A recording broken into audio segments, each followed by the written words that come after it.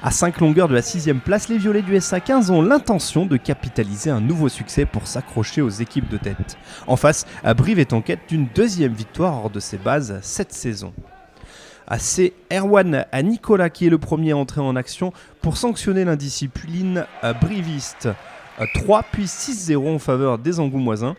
Les brivistes réagissent rapidement grâce à la puissance de leur mêlée, notamment Stuart Holding convertit ainsi 2 pénalités et les deux équipes reviennent à hauteur à 6 partout. Holding, on le retrouve sur cette action, il vient casser à la ligne dans la défense adverse.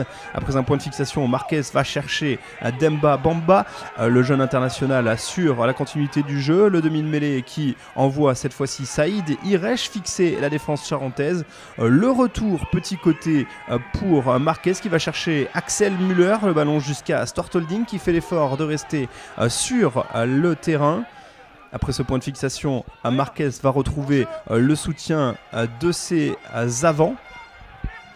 À quelques temps de jeu plus loin, toujours les avants qui poussent et c'est le 3e ligne, Faso, qui vient conclure l'action corésienne avec ce premier essai dans la partie.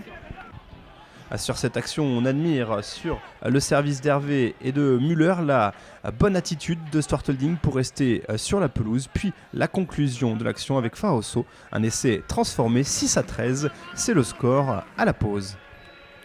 Sur le début du deuxième acte, les brivistes continuent de faire parler leur puissance sous les yeux de leur entraîneur des avants, Didier Casadei.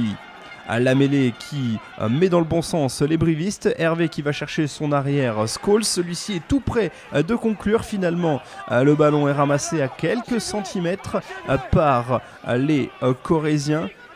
Plus que quelques centimètres à parcourir pour marquer ce deuxième essai. Finalement, c'est Wakani Borotou qui se saisit de la gonfle et qui vient marquer le deuxième essai des Corésiens. Sur cette action, Marquez, Hervé et Scholes. Celui-ci tombe tout près de la ligne d'en but, mais il ne réussit pas à scorer. Finalement, une transformation et une pénalité d'Holding plus loin.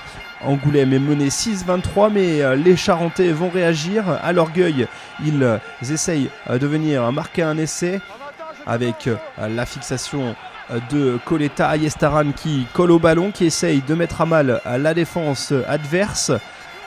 Les Angoumoisins qui poussent pour essayer de réagir et de marquer une première fois dans cette partie. Ayestaran qui cherche une solution. Finalement, c'est Leduamo qui est servi. L'ailier venu se proposer près du regroupement. 11-23, la transformation est manquée. Les entraîneurs qui assistent à cette fin de partie. Le score ne bougera plus. Lobanidze peut sortir le ballon. Brive s'impose 23-11 et fait tomber Chanzy pour la première fois cette saison. C'est le deuxième succès corésien à l'extérieur.